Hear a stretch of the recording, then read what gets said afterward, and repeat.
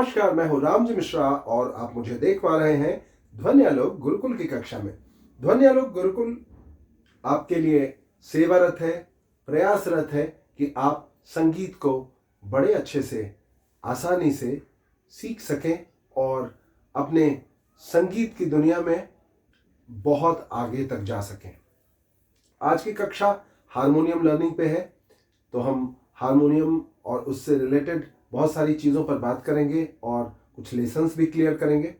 आज की वीडियो में जो हमारा विषय है वो है कि इंडियन म्यूज़िक में और वेस्टर्न म्यूज़िक में क्या है। सबसे बड़ी बात तो यह है कि वेस्टर्न म्यूज़िक अपने स्केल के मामले में बहुत स्ट्रिक्ट है। कैसे? अगर वेस्टर्न म्यूज़िक में इसकी का नाम सी है तो सी यही होगा, ये नहीं होगा। मगर इंडियन म्यूजिक में अगर यह सा है तो सा ये भी हो सकता है, ये भी हो सकता है, ये भी हो सकता है और ये भी, कोई सी चीज को हम सा मान सकते हैं। लेकिन वेस्टर्न म्यूजिक में ऐसा नहीं है।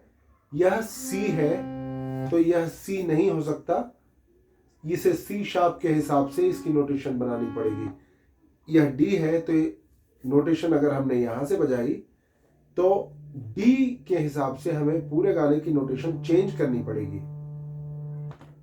ये बहुत बड़ा फर्क है और इसके हिसाब से इंडियन म्यूजिक का लिखने का तरीका, सोचने का तरीका बदल जाता है। तथ्य, सब्जेक्टिविटी, सब्जेक्टिव नॉलेज, यह मिला जुला करके बहुत ज्यादा सिमिलर होते हैं, क्योंकि उनके म्यूजिक में भी 7 शुद्ध स्वर होते हैं और 5 अशुद्ध स्वर होते हैं। उनके म्यूजिक में भी टोटल 12 म्यूजिकल नोट्स को मिलाकर के एक ऑक्टेव बनता है, जो हमारे में सप्तक कहा जाता है। तो बहुत सारी सिमिलरिटीज है। खासतौर पे यह वजह सिमिलर होने की ये है कि स्वर जो है वह किसी देश का नहीं है, किसी जाति व्यवस्था, किसी संप्रदाय का नहीं होता। यह स्वर ऊपर वाले की कृपा समझ सकते हैं। जैसे हमारे मनोरंजन, हमारे और भी आत्मज्ञान वृद्धि, हमारी स्पिरिचुअलिटी, मोटिवेशन, मेडिटेशन, इन सारी ज़रूरतों को पूरा करने के लिए मिला है। तो ये जो म्यूजिकल नोट्स हैं, इस पर किसी का जोर नहीं है। इसे प्रस्तुत करने का तरीका चेंज हो सकता है, इसे लिखने का, पढ़ने का, गाने का, बजाने का तरीका, माध्यम चेंज हो सकता है, बट ये चीज़ें तो एक ही होंगी ना। तो आज के विषय में जो मैंने बताया कि वेस्टर्न म्यूजिक के नोट्स को कैसे बजा सकते हैं हम आप अपने इंस्ट्रूमेंट पे, और इंडियन म्यूजिक के इंस्ट्रूमेंट को हम, या फिर इंडियन हो या वेस्टर्न हो, कोई सा भी इंस्ट्रूमेंट हो, उस पर हम भारतीय संगीत के सिद्धांत को अगर लेकर चलते हैं, सारेगामा पधा निसा के हिसाब से, तो वो किसी की से किसी भी स्थान से बजाया जा सकता है। लेकिन अगर हम वेस्टर्न में यही बजाते हैं तो उसमें नोटेशन हमेशा हमें चेंज करना पड़ेगा। तो आज मैंने आपको ये इस क्लास में बताया कि भारतीय संगीत और पाश्चात्य यानी इंडियन और वेस्टर्न म्यूजिक का खास फर्क क्या है। अब दूसरी चीज एक और मैं बताना चाहूंगा। हमारे हाथ अगर हारमोनियम पर सही तरीके से नहीं पड़ते तो हाथ, अब जैसे हमने बजाया,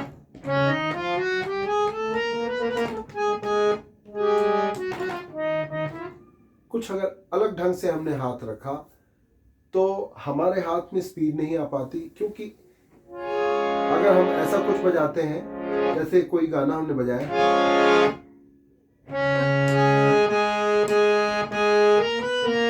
अब ये दिक्कत इसलिए हो रही है क्योंकि यहाँ पे ये जगह तो बची नहीं है, कोई फिंगर बचा नहीं। अगर आगे कुछ बजाना है तो अगर हम इससे बजाने की जगह इससे बजाते तो ये 2 फिंगर बच चुके होते हमारे पास कि हम आगे की कीज को भी बजा सकते थे आसानी से। तो ये फिंगर्स बहुत तरीके से हमें रखने होते हैं अपने इंस्ट्रूमेंट पर, ताकि हम जो धुन बजाना चाहते हैं, जो गीत बजाना चाहते हैं, उसमें ये फिंगर आसानी हमें प्रदान करें, हमारे बजायकी में, हमारे प्लेइंग टाइम में ये अड़चन न बने। अगर हम बजा रहे हैं कोई गीत, कोई धुन, तो हमें स्वरों से ही बजाना होगा, तो इन्हीं फिंगर्स से हमें उन स्वरों को बजाना है। अगर ये फिंगर सटीक नहीं हमारे इंस्ट्रूमेंट पर पड़ेंगे तो गाने में स्मूथनेस नहीं होगी, स्पीड नहीं होगा। तो आज सीखेंगे कि कौन से कीज पर कौन सा फिंगर आपको रखना है, खास तौर पर पर्टिकुलर कोई स्केल बजाने में, कोई गीत बजाने में। आइए देखते हैं।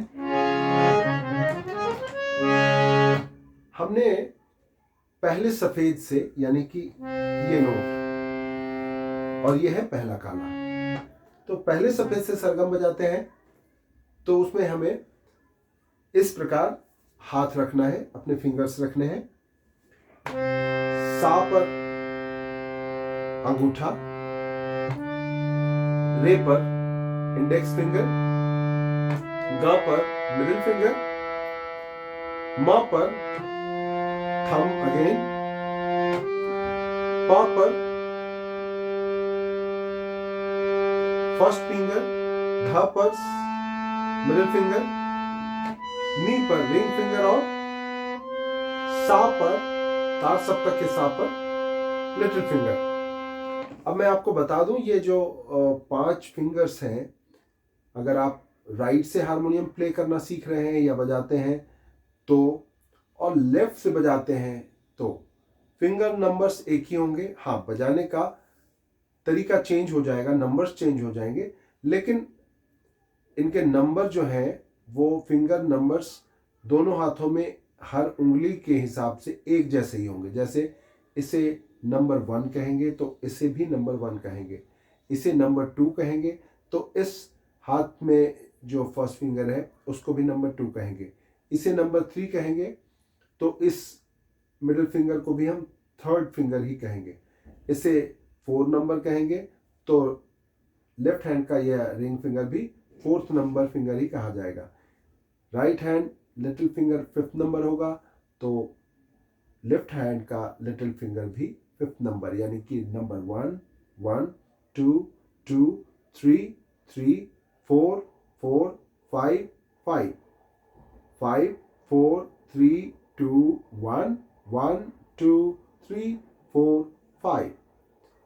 अब अगर आप राइट से बजा रहे हैं तो नोटेशन कैसे बनेगी? सा रे गा मा पा धा नी सा, सा नी धा पा मा ग रे सा। पहली सफेद से 1 2 3, अगेन 1 2 3 4 5। ये असेंडिंग ऑर्डर है, आरोह का क्रम है। अवरोह के क्रम में 5 4 3 2 1 3 2 1, ये डिसेंडिंग ऑर्डर है, अवरोह का क्रम है।